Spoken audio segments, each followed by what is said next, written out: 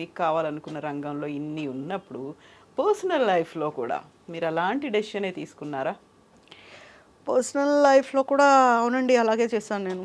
ఇదే నాకిదే కావాలి అని మొండి పట్టి మరీ చేసుకున్నాను. దాంతో ఒక నరకం చూశాను. అంటే చెప్తూ ఉంటారు. గత జన్మ. అంటారు కదా! అలాంటిది ఏదో అని అంటారు కానీ నేను అది నమ్మను. స్వయంకృత అపరాధం అంటాను. నేను ఎంచుకున్నదే ఇంకొంచెం డీప్‌గా ఎళ్ళుండాల్సింది. అనాలిసిస్‌కి ఎళ్ళుండాల్సింది. కమిట్మెంట్‌కి ముందు ఇలా కాదు, ఇంకా ఏముంది అనేంత డీప్‌గా ఎళ్ళుంటే సరిపోయేది. ఒక చెప్తారు గదా! ప్రేమలో పడినప్పుడు లేదంటే ఒకళ్ళని బాగా ఇష్టపడ్డప్పుడు మన కళ్ళకి ఇంకేం కనిపీదు. హ్మ్. ఎవ్వరొచ్చి చెప్పినా కనిపీదు. వాళ్ళే దుర్మార్గుల్లా కనిపిస్తారు. ఇది నేను కూడా ఒప్పుకుంటా. మా నాన్నగారు అప్పటికి dad used to tell me think ఎందుకంటే నువ్వు చిన్నపిల్లవు కాదు. హ్మ్. నేను చెప్పినా నువ్వు వినవు. అండ్ నువ్వు ఒకటే అంటావు. నాకిష్టమైంది నేను కష్టపడ్డా కూడా పర్లేదంటావు. కాబట్టి ఇంకా ఆలోచించు అన్నారు. ఆలోచించినా కూడా మనకు రాసిపెట్టుంది అది. హ్మ్. మనకి ఇలా జరగాలి అని రాసిపెట్టుంది. But I never expected that. అక్కడ బాగా షాక్ తిన్నా. ఏంటి ఇది నిజమా? ఇలా జరుగుతుందా? ఇలా జరిగిందా? అని కూడా షాక్ తిన్నా. తర్వాత పడరాని కష్టాలు పడ్డా. పరిగెట్టా. పరిగెట్టించారు. భయపెట్టారు. భయపడలేదు. భయం ఎప్పుడొచ్చింది అంటే మా బాబు విషయంలో వచ్చింది. నాకొక బాబు ఉన్నాడండి. బాబు విషయంలో వచ్చింది.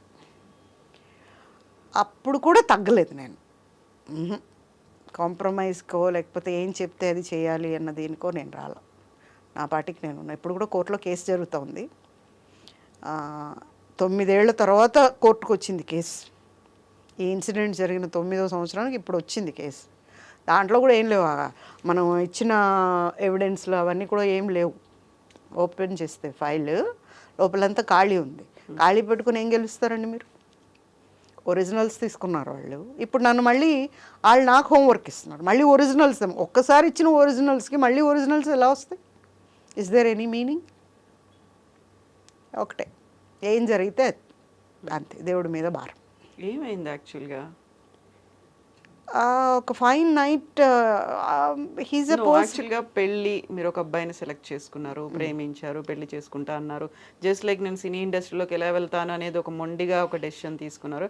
ఇదే అబ్బాయిని పెళ్లి చేసుకుంటాననేటువంటి ఇంకొక సెకండ్ డెసిషన్ తీసుకున్నారు. సరే అక్కడ ఆటుపోట్లు ఎన్ని ఉన్నప్పటికీ ఇండస్ట్రీని వదిలిపెట్టలేదు మీరు. బట్ ఈ సెకండ్ డెసిషన్‌లో మాత్రం వదిలిపెట్టే కండిషన్ వచ్చింది. యాక్చువల్‌గా who was that person? What happened? He is a person from press. Oh! ఆంధ్రజ్యోతిలో ఉండేవాడు తను. Okay. Hmm. And he proposed and he brought తన ఇంటెన్షన్ చెప్పిన తర్వాత నేను సపోర్ట్‌గా ఉంటాను, నేను చూసుకుంటాను ఇండస్ట్రీలోనే కదా అది ఇది అంతా చెప్పి, అంటే అతను వచ్చినప్పటి నుండి ఏం చేశాడంటే డబ్బులు చూసుకున్నాడు. దుడ్డు. ఆహ్, అతను మరి అంత చిన్న వయసులో ఎందుకన్ని అప్పులు చేశాడో నాకు ఇప్పటికీ అర్థం కాదు. ఆహ్, ఆ అప్పులు కట్టేవాళ్ళం నేను, నాన్న. హ్మ్. Every month. మంతా? డైలీ. ఓహ్! రోజువారీ పెట్టుకున్నారు. హ్మ్. వాళ్ళు ఇంకా అయిన తర్వాత వస్తే అప్పుడు ఆంధ్రజ్యోతిలో ఒకాయన ఎవరో మా నాన్నగారికి ఫోన్ చేసి, "పువ్వులాంటి అమ్మాయిని ఎలాంటి వాళ్ళ చేతిలో పెట్టారు మీరు? ఆహ్, ఇబ్బంది పడతది బాగా" అనేసని. బట్ ఇప్పుడు ఏం చెప్పినా అయిపోయిన పెళ్ళికి మేళం పెడితే ఏమవుతుంది? వేస్ట్ అవుతుంది. అదేదో ముందు చెప్పుండాలి. హ్మ్. ఇలా కరెక్ట్ కాదని. మీ ఆఫీస్‌లో ఉన్న వ్యక్తి గురించి ముందు మీరు చెప్పకుండా అయిపోయిన తర్వాత చెప్తే పెళ్ళప్పుడైనా చెప్పాలి కదా కనీసం. చెప్పలా. తర్వాత అతని మెంటాలిటీ ఏంటంటే మనకు కనిపించినప్పుడు మంచోడిలాగా కనిపిస్తూ బయటంతా వేరే చేస్తున్నాడు. నాకు అర్థమైంది ఏంటంటే ఫైన్ డే. నాకు అర్థమైంది ఏంటంటే ఇతను బయట వేరే చేస్తూ లోపల ఒకలాగా ఉన్నాడు. ఈ లోపల ఉన్నదానికి మొత్తం ఫ్యామిలీ పడిపోయాం. హ్మ్. మా అన్నయ్యని నెగ్లెక్ట్ ఒక్కడే కొడుకు మా అన్నయ్య. మా అమ్మ నాన్నకి. మా అన్నయ్యని నెగ్లెక్ట్ చేసి అతనికి ఎక్కువ ఇంపార్టెన్స్ ఇచ్చారు. హ్మ్. అయినా తన పని తను చేసుకుంటూ పోతున్నాడు బయట. అంటే బయట ఏమో జరుగుతుంది అనే విషయం ఇప్పుడు నా నోటీస్కి రాలా. అంటే నేను ఎప్పుడైతే పెళ్ళయిందో నేను అర్థం చేసుకోలేకపోయాను. నన్ను కట్ చేస్తున్నాడు, నా ఇండస్ట్రీతో నా సంబంధాలు కట్ చేస్తున్నాడు అని నేను చాలా లేట్‌గా తెలుసుకున్నా. తరువాత ఇంకా కండిషన్డ్ లైఫ్ మొదలయ్యేటప్పటికి I am inside of the house. నేను ఎవరితో మాట్లాడకూడదు, నా లెవెల్ పెరగకూడదు, నా లెవెల్ చూపించకూడదు. ఓకే. అండ్ నా లిమిట్స్‌లో ఉండాలి, హౌస్ వైఫ్ లాగా ఉండాలి అనే ఒక కండిషన్ వచ్చింది. అంటే మీ సినిమాల్లో నటించడం ఇష్టం లేదా? ఇష్టం లేదు. ఎందుకు ఇష్టం లేదు? మళ్ళీ డబ్బులు కావాలిగా. ఇష్టం లేదు. మనల్ని ఎవరు ఇప్పుడు మన ఇద్దరం వెళ్తుంటాం, నేను తను. ఎవరైనా వచ్చి నమస్తే మేడం, బాగున్నారా మేడం, మీరు భలే చేస్తారు మేడం, మేడం అట్లా మేడం అంటారు కదా. సో ఇక్కడ ఇంపార్టెన్స్ లేదు. అంటే యు ఆర్ ఏ జీరో నా పక్కన. అది తట్టుకోలేకపోయాడు. తర్వాత ఇండస్ట్రీకి సంబంధించి ఒక స్టూడియో తీసుకొని రీ రికార్డింగ్ అది పెట్టిన ఒక స్టూడియో తీసుకొని అక్కడ డెవలప్ అయ్యాడు బాగా. మోసాలు చేయటం, ద్రోహాలు చేయటం, నేరాలు చేయటం అని నేర్చేసుకున్నాడు అక్కడ. నెలల కొద్దీ ఇంటికి వచ్చేవాడు కాదు. నేను నెలల కొద్దీ మా అక్క దగ్గరికి వెళ్ళిపోయి ఉండేదాన్ని. ఇక్కడ ఉండలేము, ఎలా ఉంటాం? బాబు ఉన్నాడు, బాబుని పట్టుకొని అక్కడ ఉండాలంటే ఒక మాట మాట్లాడటానికి లేదు, ఏమీ లేదు. అలా ఉండేసరికి ఇంకా వద్దు అనుకున్నాం. ఇంకా మాట్లాడటం వేస్ట్ అని అసలు మాట్లాడలేవు. పెళ్ళైన 1 year నుంచి పెద్ద మాటలు ఉండేవి కాదు మా ఇద్దరికి. ఇంకా ఒకసారి పెద్ద యాక్సిడెంట్ అయింది తనకి. చచ్చిపోయాడు. పడుకొని పెట్టింది కూడా ఒక బ్లడ్లో, స్ట్రెచ్చర్ అంతా బ్లడ్ అయిపోయింది. ఆ బ్లడ్లో ఒక మనిషి ఉన్నాడు, ఇతను. నేను ఆ రోజు వెళ్ళకపోతే తనకు లైఫ్ లేదు. తనని మళ్ళీ లేచి నుంచోబెట్టడానికి డాక్టర్స్ నాకు చెప్పింది 1 year పడుతుందని. నేను 3 నెలల్లో నుంచోబెట్టాను. లేచిన తర్వాత ఏంటి పెద్ద పోజు కొడుతున్నావు, ఏం చేసావని నువ్వు అన్నాడు. వెనక్కి తిరిగి చూసాడు. నేను ఏం చేసినా ఇది చేశానని చెప్పుకునే అలవాటే లేదు నాకు. ఏం చేశాను, ఏం చేయలేదు, ఏమీ కాదు. ఇంకొకరు ఇరక్కొట్టకుండా చూసుకో చాలు అని చెప్పాను. కరెక్ట్గా 10 రోజులకు మళ్ళీ ఇంకోళ్ళు ఇరక్కొట్టారు. మళ్ళీ బ్లడ్ కారుతూ వచ్చాడు. నాకు యాంటీబయాటిక్ కావాలి. డాక్టర్స్ దగ్గరికి వెళ్ళి ఇస్తారు, నేను రిస్క్ చేయను, ఎందుకంటే నీకు ఆల్రెడీ ఆపరేషన్ అయింది. దాంట్లో ఏదైనా మనకు తెలిసిన మెడిసిన్ ఇచ్చామనుకో, అదేమన్నా తిరగబెట్టింది అనుకో, అదేమన్నా అయిందంటే నా మీదకి వస్తుంది. అటు బయట పోయి మెడికల్ స్టోర్కి పోయి తెచ్చుకున్నాడు మెడిసిన్. సో అలాంటి క్యారెక్టర్ తను. And he won't give any importance to the person. నా భార్య, నా పిల్లాడు, బాగుంటాడు. ఎవరైనా ఒకసారి చూస్తే మళ్ళీ చూడకుండా ఉండలేరు, అలా ఉంటాడు. అలాంటిది పిల్లాడిని పట్టించుకోడు. మా నాన్నగారు చనిపోయేదాకా ఉన్నాడండి బాగా. తర్వాత అన్నీ వేసుకొని పర్మిట్. ఒక ఫైన్ డే జంప్. అయితే జంప్ అయ్యాడని కూడా తెలియదు మనకి.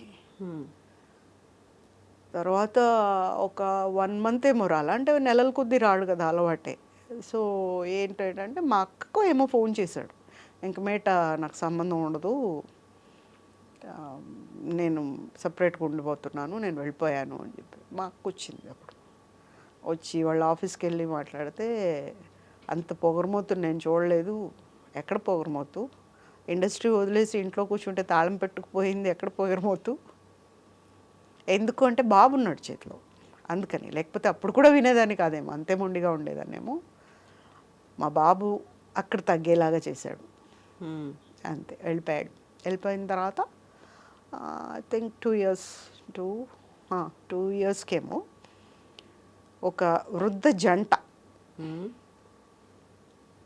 నేను పైన ఫస్ట్ ఫ్లోర్లో ఉండేదాన్ని, స్టెప్సే, లిఫ్ట్ ఉండేది కాదు, ఎక్కలేక వచ్చి అమ్మ కొన్ని మంచినీళ్ళు ఇస్తావా అని. నేను చూసి ఎవరింటికి వచ్చాడు, పొరపాటు నా దగ్గరికి వచ్చారేమో అని, ఇస్తాను రండి అని ఇచ్చి, నేను అప్పుడు లీడ్ ఇండియా 2020 అని డాక్టర్ ఏపీజే అబ్దుల్ కలాం గారి ఆర్గనైజేషన్కి I was a link program directors. Okay. So దాంతో చిన్నపిల్లల కోసం నేను గవర్నమెంట్ స్కూల్స్కి విజిట్ ఇస్తానన్నమాట. దానికి రెడీ అవుతున్నా, ఖమ్మం వెళ్ళాలి. తీసుకొని నేను మంచినీళ్ళు ఇస్తే తాగారు. పూజిత అంటే నువ్వేనమ్మా? నేనేనండి. అమ్మ నీ హెల్ప్ కోసం వచ్చాము, చెప్పండి. మీకు మీ పాపలు ఎవరైనా చదువుతున్నారా స్కూల్స్లో, ఏదైనా తప్పు చేశారా, నేను చూసుకుంటాను చెప్పండి అంటే, తప్పు చేస్తుందమ్మా నా కూతురు, ఒకరిని పెళ్లి చేసుకుంటోంది, తప్పే, నువ్వు తప్ప ఇంకెవరు కాపాడలేరు. అవునా, ఏ స్కూల్ అండి? నేనంత స్కూల్ పిచ్చిలో ఉన్నాను కదా అప్పుడు. ఏ స్కూల్ అండి, ఏ ఏరియా? స్కూల్ ఏంటమ్మా, ఐఏఎస్ ఆఫీసర్. ఐఏఎస్ ఆఫీసర్ అసలు మనకు టచ్ లేని సబ్జెక్ట్. ఆమె పెళ్లి చేసుకుంటే నేనేం చేస్తానండి? విజయగోపాల్ తెలుసా అమ్మ? నేను ఎక్కడో విన్నాను ఈ పేరు అనుకుంటున్నా. తెలుసమ్మా, అతను చేసుకుంటున్నాడు. ఒక్క నిమిషం ఆగండి, నేను లోపలికి వెళ్ళి వైట్ పేపర్ తీసుకొని కింద సిగ్నేచర్ చేసి తీసుకోండి అని ఇచ్చాను. ఏం కావాలన్నా రాసుకోవచ్చు మీరు, నాకు ఎటువంటి అభ్యంతరం లేదు, నాకు ఎటువంటి సంబంధము లేదు, నేను ఆలోచించదలుచుకోలేదు కూడా. చింపేసి, ఏంటమ్మా అలా అంటావు, నువ్వే పెళ్ళామని చెప్తేనే ఈ పెళ్ళి అవుతుంది, నా కూతుర్ని కాపాడు, నా కూతురికి 28 ఏళ్ళ కొడుకున్నాడు అని చెప్పింది. ఆ అబ్బాయి ఏడుస్తున్నాడు, నా మనవడు, మా అమ్మ కావాలి అని. వీడు 420 గాడని. నేను అన్నా, అదేంటండి, ఐఏఎస్ ఆఫీసర్స్ అంటే మామూలుగా ఒక చిన్న సైట్ చూడాలంటేనే ఒక కమిటీని వేస్తారు, మరి ఆవిడ లైఫే ఇచ్చేయాలనుకున్నప్పుడు బ్యాక్గ్రౌండ్ ఏంటి, అసలు ఏంటి, కరెక్టా కాదని చూసుకోలేదంటే, ఫేస్బుక్లో ప్రేమించుకున్నారమ్మా వాళ్ళిద్దరూ, ఆమెని గవర్నర్ని చేస్తానన్నాడంట, అందుకని ఆవిడ ఇప్పుడు ఎవరి మాట వినే స్టేజ్లో లేదు అని. ఇప్పుడు నేనేం చేయాలి? ఓ కంప్లైంట్ ఇస్తే పెళ్ళి ఆగిపోద్ది. సరే, పెద్దవాళ్ళు, ఆయన అప్పుడే స్టంట్ వేయించుకొని వచ్చాడంట నా దగ్గరికి వాళ్ళ నాన్నగారు. సరే, కంప్లైంట్ ఇస్తే పెళ్ళి ఈరోజు ఒక దగ్గర పెట్టారు. దానికి హెడ్ ఎవరు? అంజనా సిన్హా ఐపీఎస్. ఒక హాల్లో పెట్టారు, అక్కడ క్యాన్సిల్ చేసేసారు. 3 రోజుల తర్వాత అంజనా సిన్హా వాళ్ళ ఇంట్లోనే పెళ్లి చేశారు. ఒక సెంట్రల్ ఆఫీసర్ అయ్యి ఆవిడ చేయకూడని పని వాళ్ళ ఇంట్లో చేశారు పెళ్ళి వీళ్ళిద్దరికి. అప్పుడు నన్ను బయట పెట్టగానే సాక్షి టీవీలో వచ్చింది ఇదంతా. వాళ్ళు అడిగారు, అమ్మ ఎట్లా ప్రూవ్ చేస్తావు నువ్వు వాళ్ళకి పెళ్ళి అయిందని? పెళ్ళి వాళ్ళు చేసుకున్నారు, ప్రూవ్ నేను చేయాలి. సరే, వెళ్ళి ఒక దగ్గరికి రిజిస్ట్రేషన్ ఆఫీస్కి వెళ్ళి సినిమాలో లాగా రౌడీలాగా బిహేవ్ చేసి అక్కడ నుంచి ఫోటోలన్నీ తీసుకొని పారిపోయి బయటకు వచ్చేసిన తర్వాత గంటలో అక్కడ మేము ఫోటోలు తీసుకొచ్చేసాం కదా, గంటలో ఆ పేజ్ మార్చేశారు. బట్ అప్పటికే నేను ఛానల్కి ఇచ్చేసాను ఫొటోస్ ఇవన్నీ. వాళ్ళు పెళ్లి చేసుకోవటం, ఇక్కడ గిల్లటం, తాళి కట్టడం, స్వీట్ పెట్టడం, 16 ఏళ్ళ బాలామణి లాగా ఆవిడ ఇతను చేయటం, అవన్నీ ఇచ్చాను. ఇప్పుడు నేను ఒకవేళ కేసు ఓడిపోతాను, బట్ నేను ఆ రోజే కేసు గెలిచా. వాళ్ళని ఎప్పుడైతే ప్రూవ్ చేశానో, నేను అబద్ధం చెప్తున్నాను అన్నప్పుడు నేను ఆ రోజే ప్రూవ్ చేశాను. సో నేను ఆ రోజే గెలిచేసా కేసు. ఏం రిగ్రెట్స్ లేవు. ఇట్లాంటి వ్యక్తి కోసమా నేను మా నాన్నగారితో మాట్లాడాను అని అనిపిస్తుంది ఇప్పుడు. అయ్యో ఏంట్రా బాబు, జీవితంలో ఇది ఒకటి మైనస్ అని. ఇప్పుడు సింగిల్ మదర్, మీరు బాబున్నాడు. Yeah yeah, happy mother. All happies. Happy I can see that. Happy mother.